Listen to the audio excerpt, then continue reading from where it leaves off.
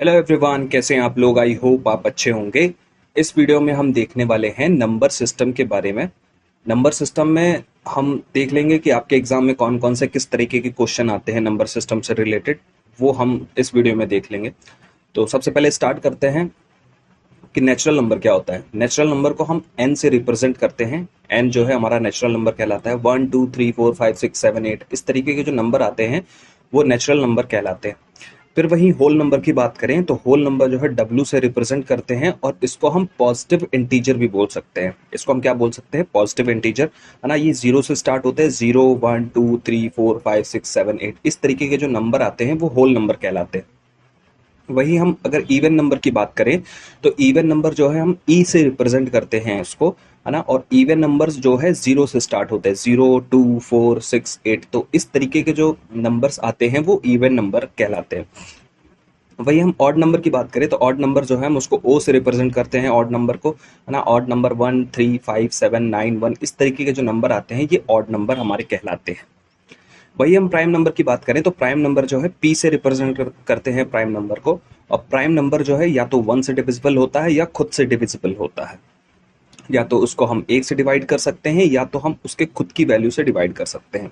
जैसे 2 हो गए, ये प्राइम नंबर है। 3 है, प्राइम नंबर है। 5 prime number, 7 prime number, 11 prime number. इस तरीके के जो नंबर्स आते चले जाते हैं ये जो या तो ये खुद से डिवाइड होते हैं या ये वन से डिवाइड होते हैं, तो इनको हम प्राइम नंबर बोलते हैं।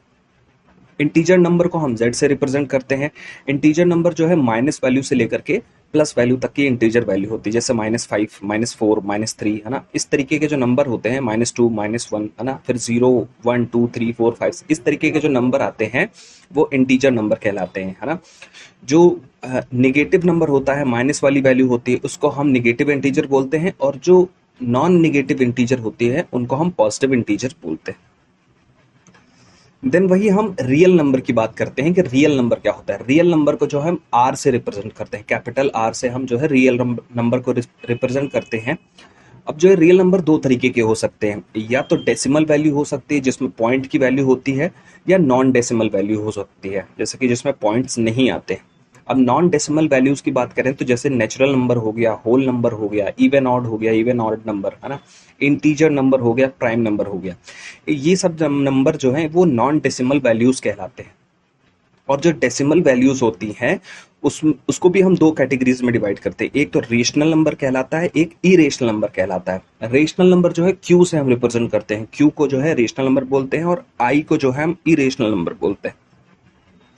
अब रेशनल नंबर किस तरीके के दिखते हैं? एक तो टर्मिनेटिंग टाइप का आपको नंबर दिखेगा। जैसे 1.12 जो है 1 2 पे ये टर्मिनेट हो गया, खत्म हो गया, है ना। तो इस तरीके का जो नंबर है वो टर्मिनेटिंग रेशनल नंबर कहलाता है। नॉन टर्मिनेटिंग रियल नंबर कौन से, रेशनल नंबर कौन से होते हैं? जैसे कि जो टर्मिनेट नहीं होता है, वो बार बार रिपीट होता रहता है, बार बार 1 2 1 2 1 2 जैसे ये रिपीट हो रहा है ना, बार बार आगे तक ये जा रहा हुआ है ना। तो ये नॉन टर्मिनेटिंग नंबर कहलाते हैं और ये रियल नंबर में आते हैं। और इरेशनल नंबर में क्या चीजें होती है? इरेशनल नंबर होता है कि ये नॉन टर्मिनेटिंग होते हैं, जो खत्म भी नहीं होते, और नॉन रिपीटिंग है, मतलब वो रिपीट भी नहीं होते हैं नंबर, है ना। जैसे 1.2 3 4 8 6 7 8 7 5 इस तरीके के जो नंबर दिख रहे हैं ये टर्मिनेट भी नहीं हो रहे, खत्म भी नहीं हो रहे, और जो नंबर हैं वो सब अलग अलग है, नॉन रिपीटिंग है ना। तो इस तरीके के जो नंबर आते हैं वो जो है इरेशनल नंबर कहलाते हैं। इरेशनल नंबर का एग्जांपल देख लीजिए, जैसे √2 हो गया, है ना, √3 हो गया, √5 हो गया। ये सब जो है इरेशनल नंबर कहलाते हैं। इसको अगर आप एक्सपैंड करके इसकी वैल्यू निकालते हैं तो इसकी जो वैल्यू आएगी ये नॉन टर्मिनेटिंग और नॉन रिपीटिंग वैल्यू होगी। हर पॉइंट के बाद हर वैल्यू जो आएगी वो अलग अलग वैल्यू आएगी। अब जो रेशनल नंबर होता है वो किस तरीके के फॉर्म में लिखा जाता है? p/q के फॉर्म में लिखा जाता है ना। और जो q होता है, नीचे वाला जो q होता है वो जीरो नहीं हो सकता, है ना। जीरो के अलावा और कोई नंबर हो सकता है लेकिन जीरो नहीं हो सकता, है ना। p और q इंटीजर हो सकते हैं, माइनस में भी हो सकते हैं और प्लस में भी हो सकते हैं। देन भाई मैंने रेशनल नंबर बता ही दिया, p/q के फॉर्म में होते हैं, है ना। p और q इंटीजर हो सकते हैं और q जो है जीरो नहीं हो सकता है। इरेशनल नंबर मैंने बता दिया, 2 √3 √5 ये जो है इरेशनल नंबर कहलाते हैं। टर्मिनेटिंग में बता दिया, जो टर्मिनेट हो जाते हैं, मतलब पॉइंट के बाद 3 4 नंबरों के बाद ये टर्मिनेट हो जाते हैं, तो वो टर्मिनेटिंग नंबर कहलाते हैं।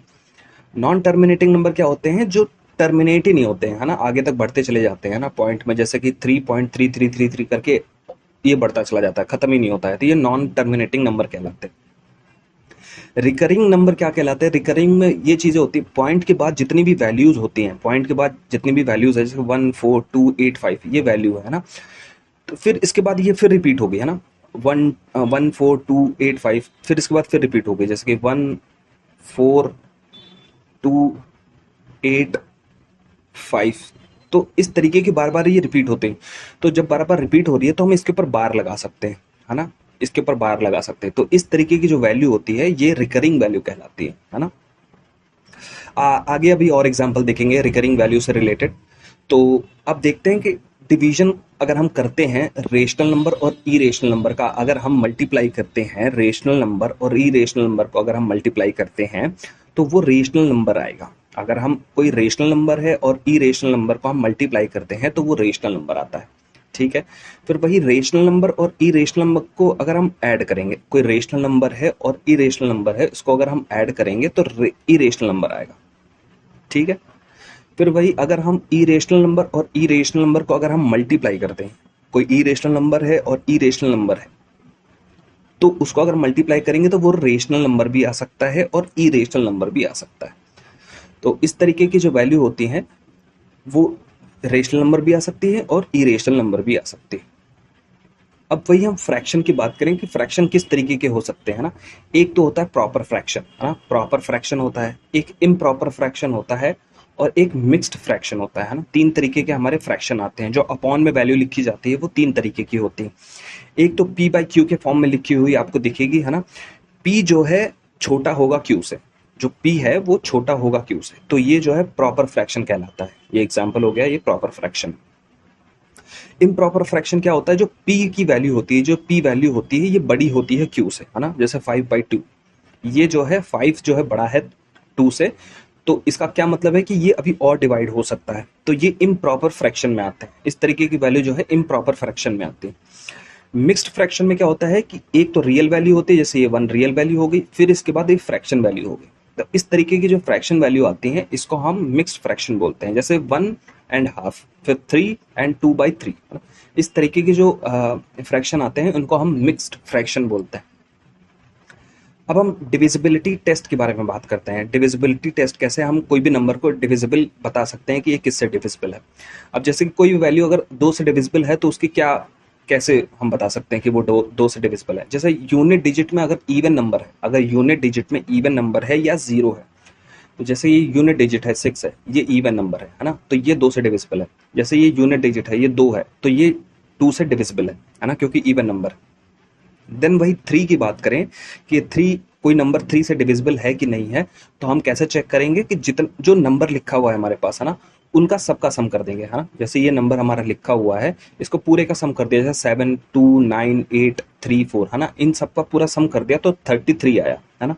तो 33 को अगर हम 3 से डिवाइड कर देते हैं तो डिवाइड हो जाएगा, तो ये जो है 3 से डिविजिबल है। सो पूरा नंबर हमारा जो है डिविजिबल बाई 3 कहलाएगा। देन वही 4 की बात करें कि कोई भी नंबर अगर 4 से डिविजिबल है कि नहीं है, तो लास्ट की जो 2 डिजिट है, लास्ट की जो 2 डिजिट हैं, जैसे 64 है ना, ये अगर 4 से डिविजिबल है तो हम ये बोल सकते हैं पूरा नंबर जो है 4 से डिविजिबल है ना। या तो लास्ट के डिजिट 00 होनी चाहिए, लास्ट के डिजिट या तो 00 होनी चाहिए। अगर 00 है लास्ट के डिजिट तो वो नंबर जो है 4 से डिविजिबल होगा। देन वही 5 की बात करें कि कोई नंबर 5 से डिविजिबल है कि नहीं है, तो लास्ट में या तो वैल्यू 5 होगी या लास्ट में वैल्यू 0 होगी, तो वो नंबर कहलाएगा कि हाँ ये 5 से डिविजिबल है। जैसे इसमें है 5, लास्ट में 5 है ना, तो लास्ट में 5 है तो ये 5 से डिविजिबल है। देन वही 6 की बात करें कि कोई नंबर 6 से डिविजिबल है कि नहीं है, तो उसमें हम ये देखेंगे कि वो नंबर जो है 2 से भी डिविजिबल होना चाहिए और 3 से भी डिविजिबल होना चाहिए, है ना। तो उसको हम बोल सकते हैं कि ये 6 से भी डिविजिबल है।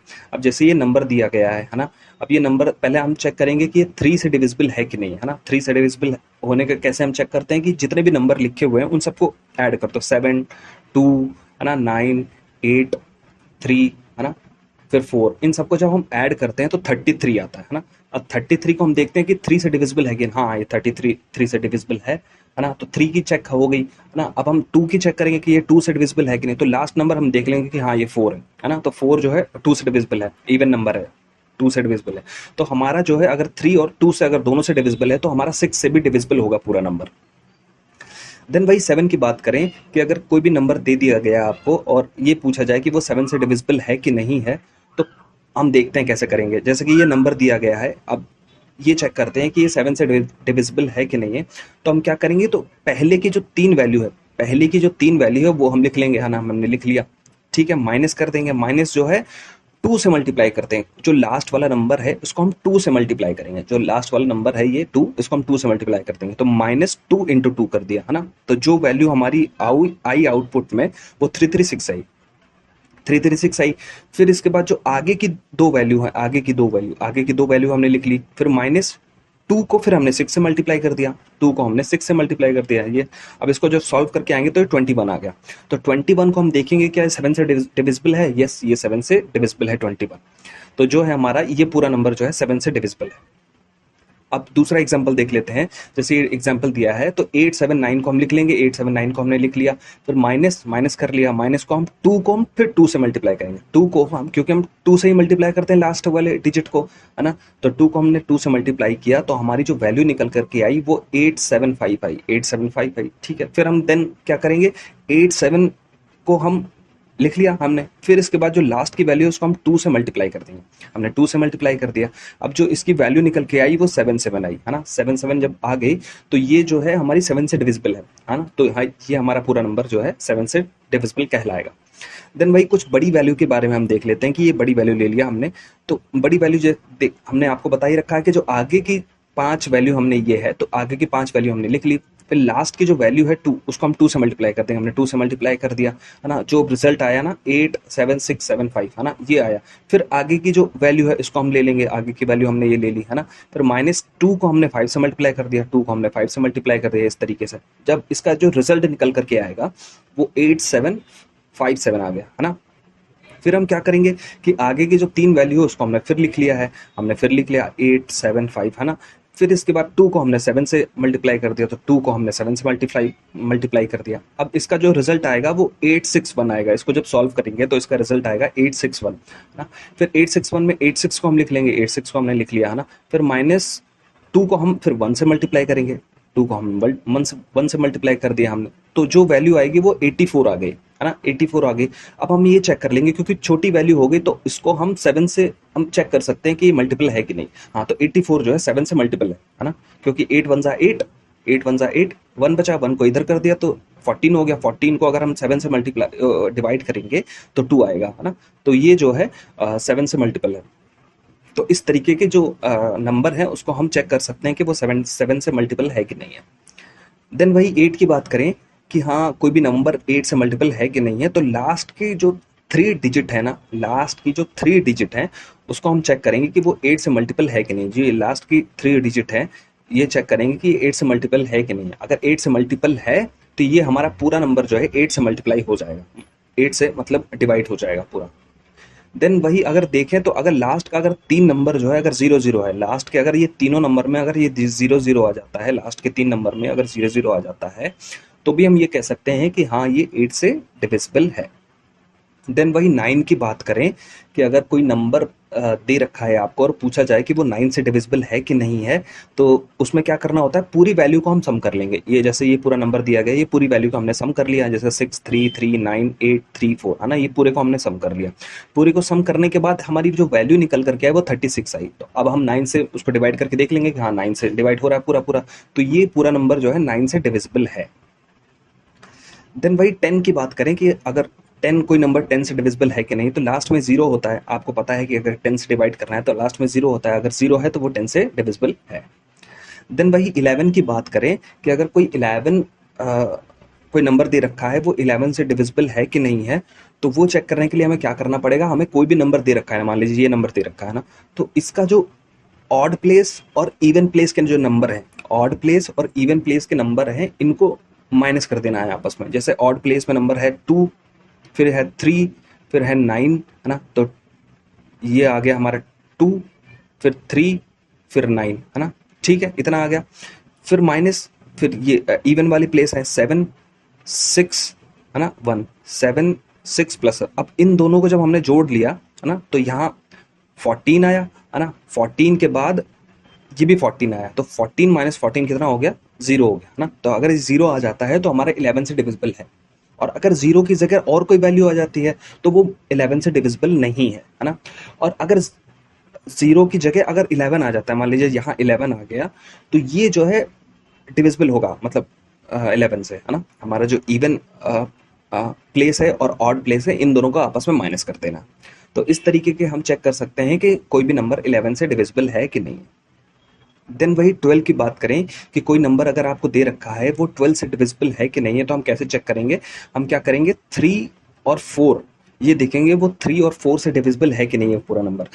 3 को चेक करने के लिए आप जानते हैं कि पूरे नंबर को ऐड कर देते हैं, पूरे नंबर को हमने ऐड कर दिया, 36 आया, है ना। 36 जो है 3 से डिविजिबल है ना, ठीक है। तो मतलब 3 से डिविजिबल है, हमने चेक कर लिया। अब हमें ये देखना है कि ये पूरा नंबर अगर 4 से डिविजिबल है क्या। अब 4 से डिविजिबल चेक करने के लिए लास्ट की 2 डिजिट हमें देखनी पड़ती है कि ये डिविजिबल है कि नहीं है 4 से, है ना। तो 64 जो है 4 से डिविजिबल है, 64 जो है 4 से डिविजिबल है, तो हम कह सकते हैं कि ये जो पूरा नंबर है ये 12 से डिविजिबल है, ठीक है। एक नोट करने वाली बात यह है कि अगर आपको डिविजिबिलिटी चेक करना है ना किसी चीज़ की, तो जैसे a की पावर n प्लस b की पावर n की फॉर्म में अगर कोई आपको इक्वेशन दे रखी है, या a की पावर n या b की पावर n की फॉर्म में अगर कोई आपको क्वेश्चन दे रखा है, तो वो ये बताना है कि वो डिविजिबल है कि नहीं है, किस नंबर से डिविजिबल है। तो आप डायरेक्टली उसको बोल सकते हैं a प्लस बी जो है a ये और a b ये, इन दोनों को ऐड करके जो वैल्यू आएगी वो जो है डिविजिबल है इस नंबर से, है ना। अगर n जो है ऑड है, अगर ये वाली जो n आएगा ये अगर ये ऑड है तो ये जो है डिविजिबल है। देन वही अगर ये दूसरी इक्वेशन की बात करें, a की पावर n और b की पावर n, है ना। अगर ये पूछा जाए कि किस चीज़ से डिविजिबल है, तो a प्लस बी से डिविजिबल है और a माइनस बी से डिविजिबल है ना। इस तरीके के जो फॉर्म में अगर कोई इक्वेशन आपको दे देता है, तो या तो a प्लस बी से डिविजिबल है या a माइनस बी से डिविजिबल। कब होगी डिविजिबल, जब ये इवन नंबर होगा, n की वैल्यू जब अगर इवन नंबर होगी तो ये जो है या तो a प्लस बी से डिविजिबल होगा या a माइनस बी से डिविजिबल होगा। अब एक एग्जांपल से हम देख लेते हैं, जैसे कि ये a की पावर 36 की पावर 3 प्लस 3 की पावर 3, है ना। तो ये क्या है, 36 क्या है हमारा a है ना। ये 3 क्या है, ये हमारा n है ना। और 3 क्या है, ये हमारा b है, और ये क्या है हमारा n है, ठीक है। तो n जो है वो हमारा ऑड नंबर है ना, ऑड नंबर है, तो हमारे ये वाली इक्वेशन लग जाएगी, है ना। ये वाली इक्वेशन लग जाएगी तो हम 36 और प्लस 3 को जोड़ देंगे तो 39 आ जाता है ना। तो ये जो पूरी इक्वेशन दे रखी है हमारी, पूरी ये सॉल्व, ये 39 से डिविजिबल है, ठीक है। क्वेश्चन की बात करें, जैसे 6 की पावर 5 है प्लस 4 की पावर 5, है ना। तो अब पावर जो है, पावर हमारी ऑड वैल्यू है, 5 है जो ऑड वैल्यू है ना। तो ऑड वैल्यू क्या है, 6 प्लस 10 हो गया, है ना। 6 प्लस 4 10 हो गया हमारा, है ना। ऑड वैल्यू तो हमारा ये वाला फॉर्मूला लग जाएगा, है ना। तो 6 प्लस 10 10 हो गया, है ना। तो ये पूरी जो वैल्यू है वो 10 से डिविजिबल है। अब आपसे पूछ लेता है कि सबसे छोटी वैल्यू कौन सी है ना। तो सबसे छोटी वैल्यू 2 है, तो 10 को अगर और फैक्टराइज कर दे तो वो 10 जो है 2 से भी मल्टीप्लाई हो सकता है, 5 से भी डिविजिबल हो सकता है, और 10 से भी डिविजिबल हो सकता है ना। तो अगर वैल्यू पूछी जाए तो 10 से है, अगर सबसे छोटी वैल्यू पूछी जाए तो 2 से है। ऐसे ही अगर दूसरा क्वेश्चन देखते हैं कि 6 की पावर 5 और 12 की पावर 5 है ना। तो ये क्या है, ये ऑड नंबर है, 5 जो है हमारा ऑड नंबर है, तो कौन सी इक्वेशन लग जाएगी हमारी, इस वाली इक्वेशन लग जाएगी। तो ये किससे डिविजिबल है, 6 प्लस 12 जो है 18 हो गया हमारा, 6 और प्लस 18 हो गया, है ना। तो 18 जो है ये पूरे नंबर को डिविजिबल है ना। देन अगर आपसे कोई छोटी वैल्यू पूछ लेता है कि और कौन सी वैल्यू है जो इसको डिवाइड कर सकती है, तो 2 भी है, क्योंकि 18 को जो है हम 2 से भी डिवाइड कर सकते हैं, 3 से भी डिवाइड कर सकते हैं, 6 से भी डिवाइड कर सकते हैं, 9 से भी डिवाइड कर सकते हैं, और 18 से भी डिवाइड कर सकते हैं। तो सबसे छोटी वैल्यू कौन सी है, 2 है। तो 2 जो है इस पूरी इक्वेशन को डिविजिबल कर सकती है। देन अब हम क्वेश्चन की बात करें कि यूनिट डिजिट के जो क्वेश्चन आते हैं, जो यूनिट डिजिट आपको निकालनी होती है कोई भी क्वेश्चन में, तो उसको हम किस तरीके से सॉल्व करते हैं। जैसे 2 4 5 इंटू 3 4 3, है ना, इंटू 7 8 8 इंटू 8 9 2, है ना। इस तरीके की कोई आपको अगर इक्वेशन दे रखी है तो उस पर यूनिट डिजिट कैसे निकालेंगे। तो हमने यूनिट डिजिट हमें जो है फाइंड आउट करनी है इस पूरे इक्वेशन को सॉल्व करके। तो हम क्या करेंगे, यूनिट डिजिट पूरा लिख लेंगे, है ना। तो यूनिट डिजिट इसके कितनी होगी, 5 होगी, इसके कितनी होगी, 3 होगी, इसके कितनी होगी, 8 होगी, इसकी 2 हो गई, क्योंकि लास्ट वाली वैल्यू यूनिट डिजिट होती है। अब जब ये आ गई तो इसको हम पूरे को मल्टीप्लाई कर लेंगे। तो पूरे को मल्टीप्लाई करने पे कितना आएगा, 5 को 3 से मल्टीप्लाई करेंगे तो कितना आएगा, 15 आएगा, है ना। 15 आ गया। इसको 8 को 2 से मल्टीप्लाई करेंगे कितना आएगा, 16 आ गया है ना, 16 आ गया है ना। इन दोनों को फिर मल्टीप्लाई कर देंगे तो 5 से 6 को मल्टीप्लाई करेंगे 5 36 है ना, तो 0 हमारी जो यूनिट डिजिट आ जाएगी। तो इस तरीके की जो है यूनिट डिजिट आप सॉल्व कर सकते हैं। अब यूनिट डिजिट को निकालने के लिए एक यूनिवर्सल साइक्लिसिटी हमें मतलब होती है ना। यूनिट डिजिट को निकालने के लिए यूनिवर्सल साइक्लिसिटी की हमें पता होना चाहिए।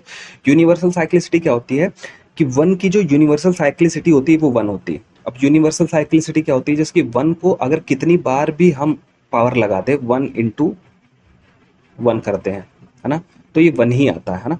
कितनी बार भी मल्टीप्लाई करेंगे तो 1 ही आएगा, तो इसकी साइक्लिसिटी क्या होगी, 1 हो गई। फिर वही हम 2 की बात करें तो 2 जो है एक साइक्लिसिटी तो है ना 2 आएगा, ठीक है। फिर इसके बाद 2 इंटू 2 करें है ना, 2 इंटू 2 करें अगर हम तो कितना आ जाएगा, 4 आ जाएगा।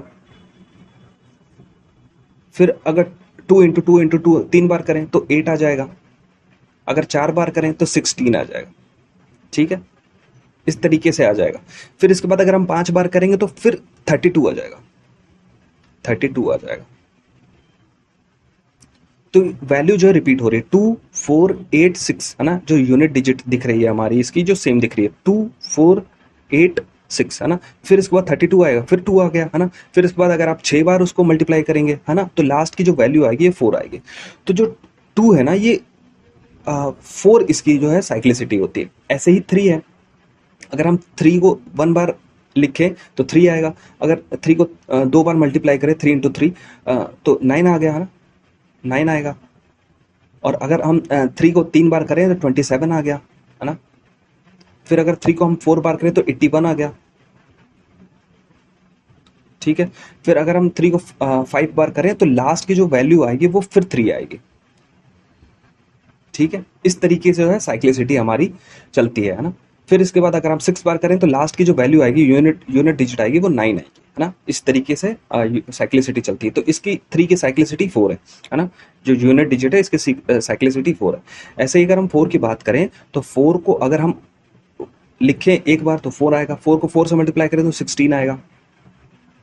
फिर 4 को अगर 3 बार करें 64 आएगा है ना। तो फिर से ये रिपीट होने लगे है ना, जो लास्ट की वैल्यू है जो 4 है ये फिर से रिपीट होने लगे, 6 4 6 फिर 4 आ गया है ना। तो इसलिए इसकी साइक्लिसिटी कितनी बार, दो बार होने के बाद रिपीट हो रहा है, 2 बार होने के बाद रिपीट हो, तो इसकी साइक्लिसिटी 2 हो गई। 5 की साइक्लिसिटी सेम होती है क्योंकि 5 को कितनी बार भी आप मल्टीप्लाई करें तो वो लास्ट में 5 ही आएगा। 6 को आप कितनी भी मल्टीप्लाई करें तो लास्ट में 6 ही आएगा, सेम होगी है ना। ऐसे ही 7 है, 7 की साइक्लिसिटी जो है 4 होती है ना। 7 को 1 बार मल्टीप्लाई करेंगे तो यूनिट डिजिट अलग आएगी। फिर ऐसे ही करके आप यूनिट डिजिट आप निकाल सकते हैं है ना। तो 7 की जो साइक्लिसिटी है 4 होती है, 8 की साइक्लिसिटी 4 होती है और 9 की साइक्लिसिटी 2 होती है। तो साइक्लिसिटी के बेस पे हम जो है हम सॉल्व कर सकते हैं यूनिट डिजिट है ना। तो अब जैसे कि ये क्वेश्चन है, ये क्वेश्चन हम देखते हैं। ये क्वेश्चन क्या है, 783 ये क्वेश्चन है, उसकी पावर 95 है ना, उसकी पावर हमें 95 दे दी। अब 95 जो है, अब इसको सॉल्व करने में बड़ी दिक्कत आएगी, इसकी जो है यूनिट डिजिट निकालनी है। तो अगर हमें साइक्लिसिटी पता है ना, तो हम इसको जल्दी से सॉल्व कर सकते हैं। अब जैसे ये 3 क्योंकि हमें यूनिट डिजिट निकालनी है तो यूनिट डिजिट हम लेंगे, जिसकी 3 है ना, 3 हमने ले लिया यूनिट डिजिट है ना। तो 3 की पावर 95 है ना, तो 95 को 3 की साइक्लिसिटी कितनी होती है, 3 की साइक्लिसिटी होती है 4 है ना। 3 की साइक्लिसिटी 4 होती है, तो 95 को हम 4 से डिवाइड कर देंगे। 95 को अगर हम 4 से डिवाइड करेंगे तो हमारा जो रिमाइंडर आएगा, हमारा जो शेष बचेगा वो 3 आएगा। तो हम 3 की पावर 3 लिख दिया, ठीक है। उसको सॉल्व कर लिया, 27 आएगा तो लास्ट के डिजिट 7 आ गए। तो इस पूरे इक्वेशन को हमने इतनी जल्दी सॉल्व कर लिया साइक्लिसिटी के थ्रू। ऐसे ही 74 है, 74 अब ये लास्ट में हमें 4 दिख रहा है ना, इसकी साइक्लिसिटी 2 होती है ना। तो 87 को अगर हम 2 से डिवाइड करेंगे तो हमारा रिमाइंडर कितना आएगा, यहाँ 2 है ना। 2 से अगर हम डिवाइड करेंगे तो इसका हमारा रिमाइंडर कितना आएगा, 1 आएगा। हमारा रिमाइंडर जो है 1 आएगा है ना। तो 4 की पावर यहाँ 1 आ गई, तो 4 की पावर 1 आ गई, इसका मतलब 4 हमारा जो है रिमाइंडर वो यूनिट डिजिट हो गया। ऐसे ही 7 की पावर 16 है ना। अब इसकी अगर हमें यूनिट डिजिट निकालनी है तो 7 की पावर 16, तो 16 को हम 4 से डिवाइड कर देंगे। 4 को आप जानते हैं 7 की साइक्लिसिटी कितनी होती है, 7 की जो है साइक्लिसिटी कितनी होती है, 4 होती है। तो 16 को हमने 4 से डिवाइड कर दिया। अब जब हमने 16 को 4 से डिवाइड कर दिया तो 0 आ गया है ना, 0 वैल्यू आ गई इसकी है ना, पूरा डिवाइड हो गया। तो अब 0 आ गई तो इसका क्या मतलब हुआ, 7 की पावर 4 आ गया, ठीक है।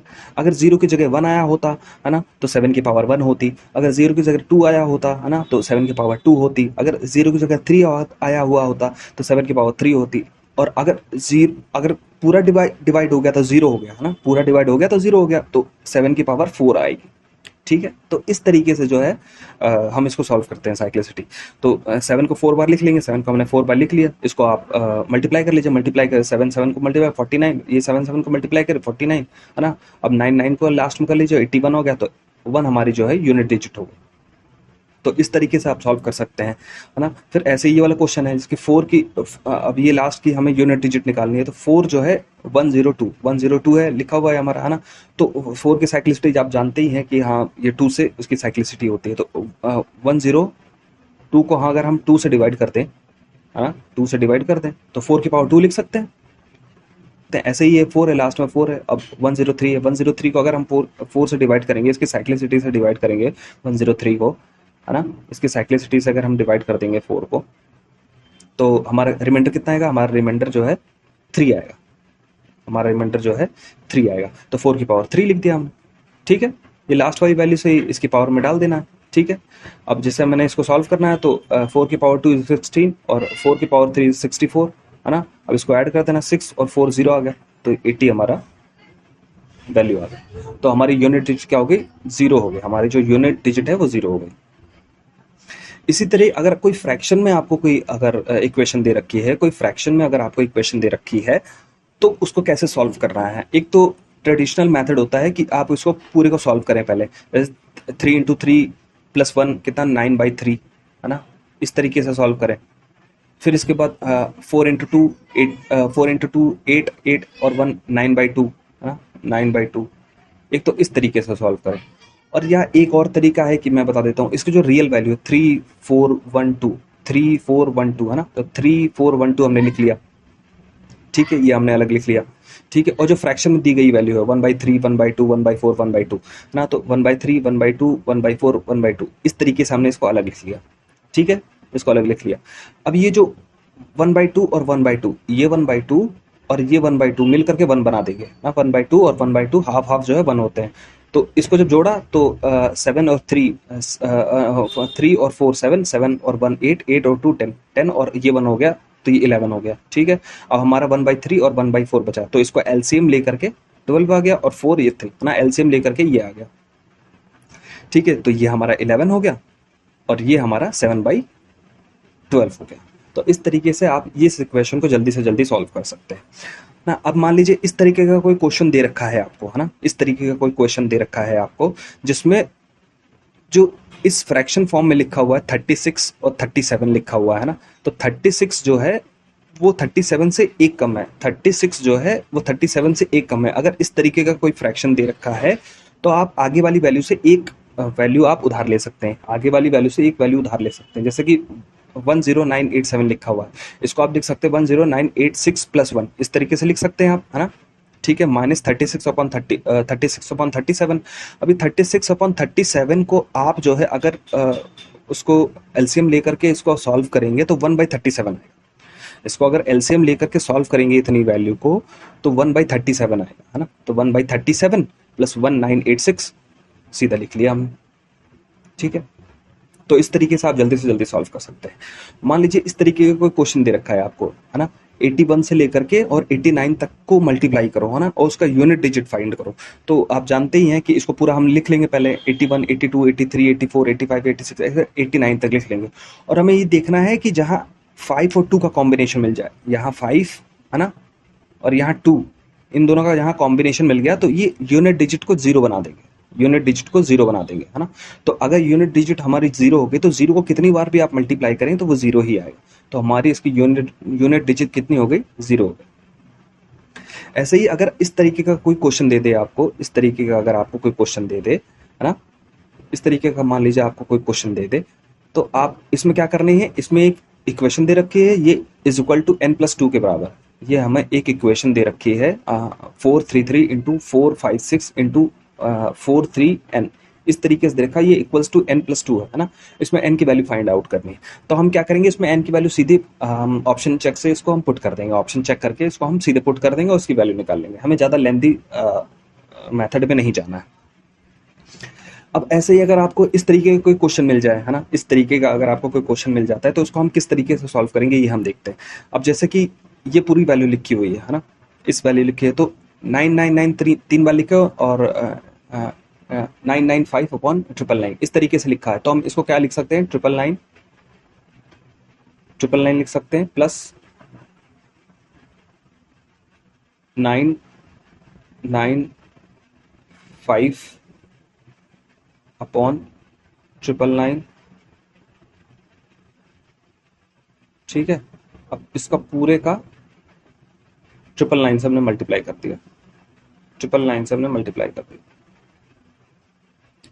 ठीक है, इसको हमने पूरे 999 से मल्टीप्लाई कर दिया, है ना। तो अब 999 को अगर हम अंदर ले जाते हैं तो ये 999 को 999 से मल्टीप्लाई करेंगे, है ना। 999 को हम 999 से, क्योंकि ये जो पूरी वैल्यू है इसको, ये जो पूरी वैल्यू है इसको हमने इस तरीके से लिख लिया, है ना, इस तरीके से खोल के रख दिया, प्लस प्लस के फॉर्म में लिख दिया हमने, है ना। और ये जो 999 था इसको हमने बाहर लिख दिया, है ना, 999। ठीक है, तो अब ये 999 इससे मल्टीप्लाई होगा तो 999 से मल्टीप्लाई होगा। अब जब इससे मल्टीप्लाई होगा 999 तो 999 से 999 कट गया तो 995 बचा हमारा, है ना, 995 बचा। अब 999 को हम क्या लिख सकते हैं, 1000 माइनस 1, 1000 माइनस 1 लिख सकते हैं 999 को, है ना। और 1000 जब माइनस 1 लिख दिया इस 999 को, है ना, और 999 हमारा बचा हुआ है, तो 999 को अगर हम 1000 से मल्टीप्लाई करते हैं तो 999 3 बार 0, ठीक है, 999 3 बार 0 लिख दिया माइनस 999। ठीक है, और ये एज इट इज वैल्यू जो लिखी हुई है उसको मैंने उतार दिया। ठीक है, अब इन दोनों को अगर हम सॉल्व करेंगे ये पूरे इक्वेशन को तो इजीली हम इसको सॉल्व कर सकते हैं। अगर हम मल्टीप्लाई करने के चक्कर में बैठते तो बहुत लेंथी प्रोसेस हो जाता, है ना। तो इस तरीके से हम सॉल्व कर सकते हैं इसको बहुत जल्दी। अगर आपको इस तरीके का कोई क्वेश्चन मिल जाए, है ना, इस तरीके का आपको क्वेश्चन मिल जाए तो सिंपल अप्रोच आपको अपनानी है। पहले इसको सॉल्व करना है, फिर इसको सॉल्व करना है, फिर पूरे को सॉल्व करना है ना। इस तरीके से इस क्वेश्चन को सॉल्व करना है। पहले ये पूरी वैल्यू सॉल्व करनी है, छोटी वाली नीचे वाली, फिर जब ये सॉल्व हो जाए तो ये पूरी वैल्यू सॉल्व करनी है, फिर इसके बाद ये पूरी वैल्यू सॉल्व करनी है। तो इस तरीके से इस तरीके के क्वेश्चन को हम सॉल्व करते हैं। जैसे कि ये 1+4/5 लिखा हुआ है ना, तो 1+4/5 कितना हो गया, है ना, हमारा हो गया, ये पूरी वैल्यू हो गई हमारी 9/5 हो गई, है ना, 9/5 हो गई। अब ये 5 जब ऊपर जाएगा तो 15/9 हो जाएगा, तो 1+15/9 हो गया। ठीक है, अब इसको सॉल्व करेंगे तो 24/9 हो जाएगा, 24। अब ये 9 ऊपर जाएगा तो 18 हो जाएगा, 18+1 को जब सॉल्व कर लेंगे तो 42/24 आ जाएगा। तो इस तरीके से इसको सॉल्व कर सकते हैं, है ना, सिंपल मैथड से, है ना, ज़्यादा इसमें लेंथी में नहीं जाना। तो लगभग जो आपके कंपटीशन एग्जाम में क्वेश्चन आते हैं मैंने आपको बता दिया नंबर सिस्टम से रिलेटेड। So thank you.